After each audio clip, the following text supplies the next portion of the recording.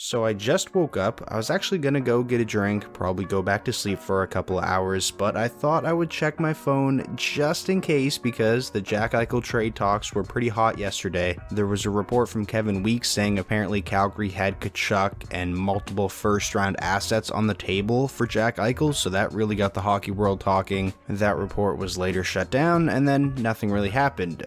But this morning, well, I guess it was actually overnight, Elliot Friedman said the deal was done. Jack Eichel has officially been traded, but not to the Calgary Flames, to the Vegas Golden Knights. The Vegas Golden Knights, who are seemingly in on every big name player made available ever since they came into the league. Stone, Pacioretty, obviously they got both of those guys, but don't forget they were in on Erik Karlsson as well. They also signed the biggest fish in free agency in Alex Pietrangelo in the 2020 offseason. This team swings for the fences, it seems like, whenever they get the opportunity, and it's quite entertaining. Now, enough rambling, let's look at the full details of the trade. I believe this is confirmed and nothing here is subject to change. The Vegas Golden Knights acquire centerman Jack Eichel along with a 2022 third round pick in exchange for Alex Tuch, Peyton Krebs, a 2022 first round pick, and a 2023 third round pick. So the way I look at this deal is Buffalo basically got a very good, already established NHLer in Alex Tuch, who's still relatively young. I believe he was a 2014 draft pick, so that would make him, 1 year older than Jack Eichel, if I'm not mistaken. And then multiple first round assets in the 2022 first rounder and Peyton Krebs. I say multiple first round assets because Peyton Krebs was a first round pick in 2019. And then on top of all that, the two teams swapped third round picks. So Vegas is going to get Buffalo's third round pick in 2023, and Buffalo is going to get Vegas's in 2023. You know, is this the package the Buffalo Sabres would have envisioned themselves getting for Jack Eichel, say if it were 2 years ago?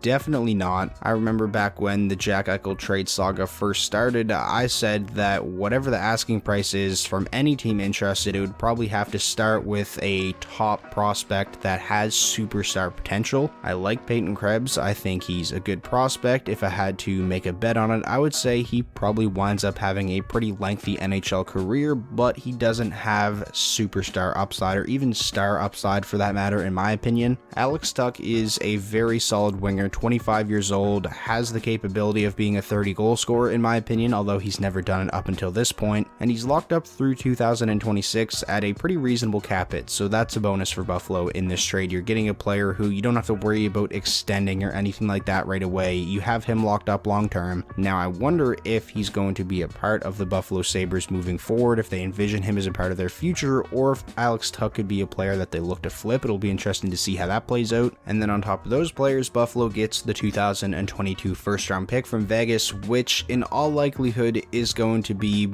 a late first round pick, probably somewhere between 20 and 32. I mean, Vegas has gotten off to a pretty rough start to the season, but a lot of that has to do with the fact they've been facing injuries. Karlsson, Stone, Pacioretty, all those guys have been out. And then of course, again, they swapped third round picks, which in the end probably won't end up mattering all that much either way. The Buffalo Sabres got 3 real good assets in this trade, I'll say. I don't think Krebs, Tuch, or first round pick, any of those things are great assets, but 3 good assets for sure. Again, I'll go back to this point, it's probably not ideal. It's definitely not what Buffalo thought Eichel could have fetched them in return if they had traded him, say, 2 years ago, but it came to this point. His trade value was diminished because of the whole injury saga, and I feel like at this point, Kevin Adams probably did the best he could. I'm sure Sabres fans, I'm sure the Sabres organization are relieved that this is finally over. Now this dark cloud hanging over the Buffalo Sabres organization can finally go away. They can finally start looking towards the future, and I have to imagine that alone in and of itself has to be pretty exciting. I mean, this whole thing got pretty ridiculous. Like, it was every other day it felt like, oh, a Jack Eichel trade is getting close, here's what's on the table from this team, yada yada yada, and nothing would happen. So that does it for looking at this trade from the Buffalo Sabres point of view. Let's now shift our focus to the Vegas Golden Knights, who acquired Jack Eichel in this deal. I honestly think the biggest thing here for Vegas when making this trade is the fact that they didn't have to gut their roster to make this deal work. Alex Tuch was out anyways. I believe he's supposed to be out for a couple more months. Peyton Krebs has played 9 games this season, but it was in a very limited role. I don't believe he produced all that much this season so far, if at all. so they won't miss having Peyton Krebs in the lineup this season. Vegas can still contend this year with the roster that they have when everyone gets healthy, excluding Eichel, because I don't think there's a chance we see Eichel play this season, and I think that right there is a huge plus for Vegas, because one of the gripes I had with the rumored package that Calgary had proposed was the fact that they would be giving up Matthew Tkachuk for Eichel when they wouldn't get Eichel till the following season most likely, and they're off to a 6-1-2 start or something like that. They've been playing really well. That would kind of be them just throwing this season away, I felt like. So that is honestly one of the things I like most about this trade from the Golden Knights' point of view. They're still going to be able to contend this year, even though they won't get Eichel till next year, again, most likely. So let's talk about the team when Eichel comes into the lineup.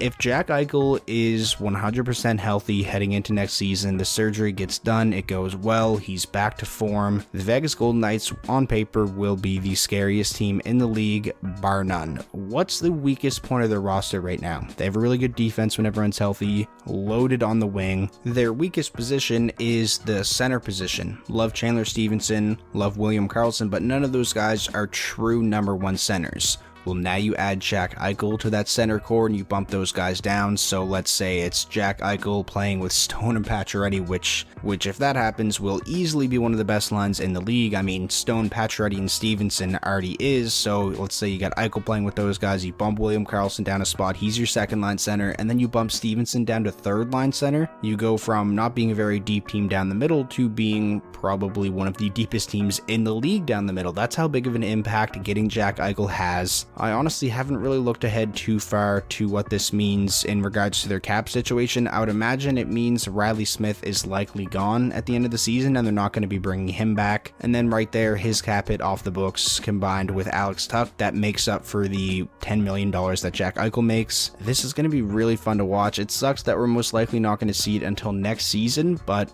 man, Vegas with Jack Eichel, it's going to be insane. When healthy and when at his best, Eichel is a top 10 center in the league for sure, probably close to top 5, maybe not quite top 5, but he's very close. He's a legit superstar. He's an X factor. He has the ability to take over a game by himself. This is a massive addition for Vegas. I really like this trade for them, especially again when you consider the fact that they didn't have to gut their roster to bring Jack Eichel in. They were contenders before making this trade, and what are they now? Legit Stanley Cup contenders once they get Eichel in the lineup, I guess you can say. So if I had to pick a winner for this trade, let's all be honest, the real winner of this deal is Jack Eichel. But that is pretty much going to wrap things up. Those are my thoughts on the trade that sent Jack Eichel to the Vegas Golden Knights that took place overnight and was reported on this morning. Finally, this whole thing is done. If you're a fan of either the Buffalo Sabres or the Vegas Golden Knights, I'm really interested to hear what you guys think, especially because obviously you got a horse in this race. How do you think your team did? And hey, if you're not a fan of either of those teams, still